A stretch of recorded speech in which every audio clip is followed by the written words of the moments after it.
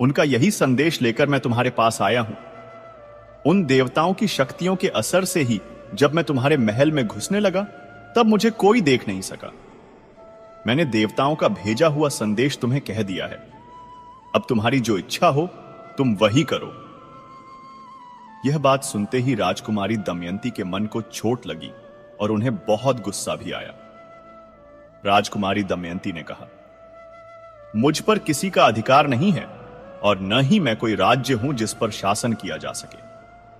शादी कोई व्यापार नहीं है जो हर किसी के साथ किया जा सकता है। मैंने आपसे प्यार किया है। मैं अपना सब कुछ आपको दे चुकी हूं। मेरा विवाह केवल आपसे ही होगा, वरना मैं कभी शादी नहीं करूंगी। यदि आप मुंह दासी की प्रार्थना ठुकरा देंगे तो मैं जहर खाकर, आग में जलकर, पानी में डूबकर या फांसी लगाकर आपके लिए मर जाऊंगी। राजकुमारी दमयंती की यह बात सुनकर राजा नल बहुत खुश हुए। दमयंती की यह बात सुनकर उनका बेचैन मन शांत हो गया। राजा नल ने कहा, जब बड़े बड़े लोकपाल तुम्हारे प्यार के लिए इच्छुक हैं, तब तुम क्यों मुझ इंसान को चाह रही हो? मैं तो उन शक्तिशाली देवताओं के चरणों के धूल के बराबर भी नहीं हूं। हे सुंदरी, तुम अपना मन उन्हीं देवताओं में लगाओ। देवताओं का बुरा करने से इंसान की मौत हो जाती है। तुम मेरी रक्षा करो और उनको चुन लो। राजा नल की बात सुनकर राजकुमारी दमयंती घबरा गईं और उनकी आंखों में आंसू आ गए। वह राजा नल से कहने लगी, मैं सब देवताओं को प्रणाम करके आपको ही पति रूप में चुन रही हूं। मैं आपके सामने यह सच्ची कसम खा रही हूं। राजा नल ने कहा, ठीक है, तब तुम ऐसा ही करो, परंतु यह तो बताओ कि मैं यहां उनका दूत बनकर उनका संदेश पहुंचाने आया हूं। यदि इस समय मैं अपना मतलब साधने लगूं तो कितनी बुरी बात है। मैं अपना मतलब तो तभी बना सकता हूं यदि वह धर्म के खिलाफ न हो। तुम्हें भी ऐसा ही करना चाहिए। राजकुमारी दमयंती ने भरे गले से कहा, नरेश्वर, इसके लिए मेरे पास एक सही उपाय है। उस उपाय के अनुसार काम करने पर आपको कोई दोष नहीं लगेगा। वह उपाय यह है कि आप देवताओं के साथ स्वयंवर मंडप में आए। मैं उन चारों देवताओं के सामने ही आपको चुन लूंगी, तब आपको इसका कोई दोष नहीं लगेगा। अब राजा नल देवताओं के पास आए। देवताओं के पूछने पर उन्होंने कहा, मैं आप लोगों की आज्ञा से राजकुमारी दमयंती के महल में गया। उनके महल के बाहर पहरेदार थे, परंतु उन्होंने आप लोगों की शक्तियों के असर से मुझे नहीं देखा। वहां मुझे केवल राजकुमारी दमयंती और उसकी सखियों ने देखा। मैंने राजकुमारी दमयंती के सामने आप लोगों के संदेश का वर्णन किया, परंतु वह तो आप लोगों को न चाहकर मुझे ही चुनने पर तुली हुई है।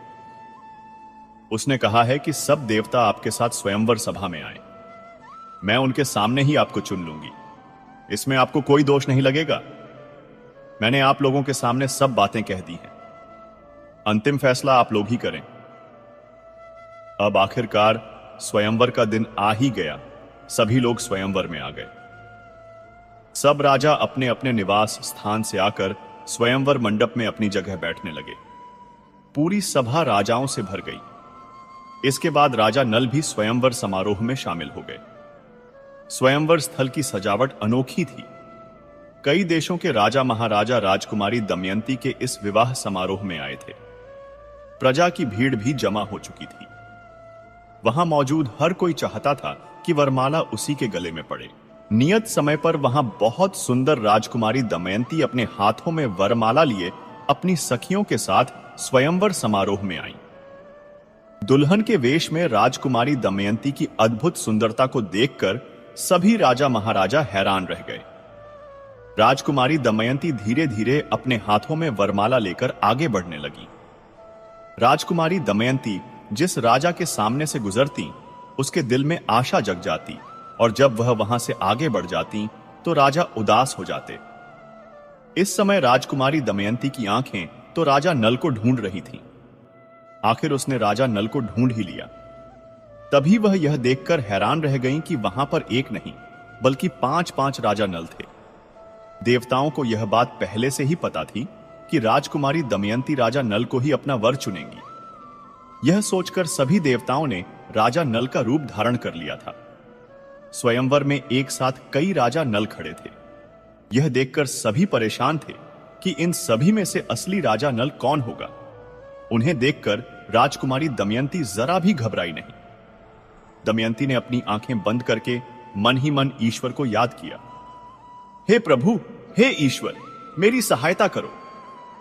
देवताओं ने उसके पक्के इरादे, सच्चे प्यार, पवित्रता, बुद्धि, भक्ति और नल के प्रति प्रेम को देखकर उसे ऐसी शक्ति दे दी जिससे वह देवता और मनुष्य का भेद समझ सके। मित्रों, अगर आप भगवान शिव के सच्चे भक्त हैं तो कमेंट में जय शिव शंकर जी जरूर लिखें, और अगर वीडियो अच्छा लगा हो तो लाइक करें, क्योंकि इसी से हमें प्रेरणा मिलती है और हम मोटिवेट होते हैं। अब मित्रों, राजकुमारी दमयंती ने सुना था कि देवताओं के पैर जमीन से नहीं छूते और न ही उनकी फूलों की मालाएं कभी मुरझाती हैं। यही सोचकर राजकुमारी दमयंती ने उन सभी को ध्यान से देखा। राजकुमारी दमयंती ने देखा कि देवताओं के शरीर पर पसीना नहीं है, उनकी पलकें नहीं झपकती, उनके गले में पड़ी फूलों की माला मुरझाई नहीं है, उनके शरीर पर मैल नहीं है। वे सिंहासन पर बैठे हैं, पर उनके पैर धरती को नहीं छूते और उनकी परछाई भी नहीं पड़ती। इधर राजा नल के शरीर की छाया जमीन पर पड़ रही है। उनके गले में पहनी हुई फूलों की माला भी मुरझा सी गई है। उनके शरीर पर कुछ धूल और पसीना भी है। उनकी पलकें बराबर झपक रही हैं और उनके पैर धरती को छूकर स्थित हैं। राजकुमारी दमयंती ने इन लक्षणों से देवताओं और असली राजा नल को पहचान लिया। दमयंती ने धीरे से राजा नल के पास जाकर उनके गले में वरमाला डाल दी। राजकुमारी दमयंती ने कुछ शर्माकर घूंघट हटा लिया और राजा नल के गले में वरमाला डाल दी। सभी देवता और ऋषि साधु साधु बहुत अच्छा कहने लगे। राजकुमारी दमयंती सभी देवताओं को हाथ जोड़कर बोली, हे देवजनों, मैं पहले से ही राजा नल को चुन चुकी थी।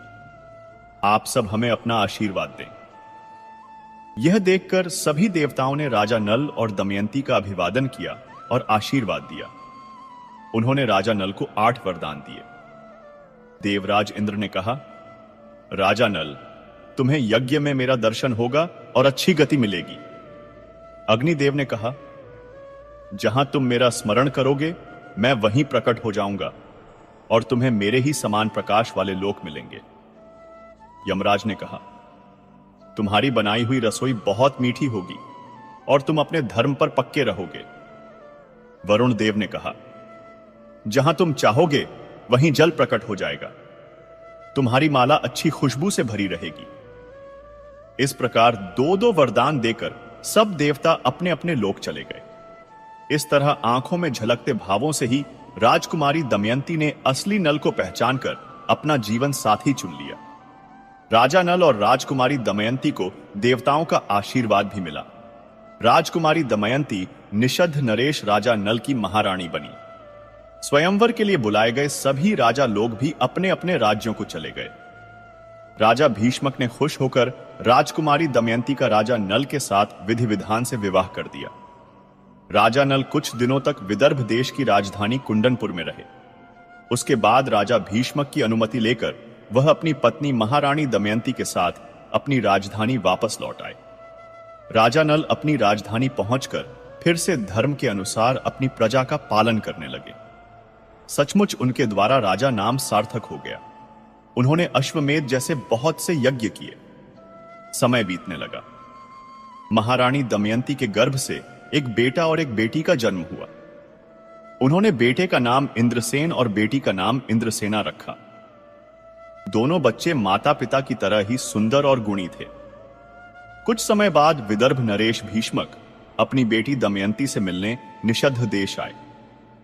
अपनी बेटी के सुखी घर संसार को देखकर वह बहुत खुश हुए। समय सदा एक सा नहीं रहता।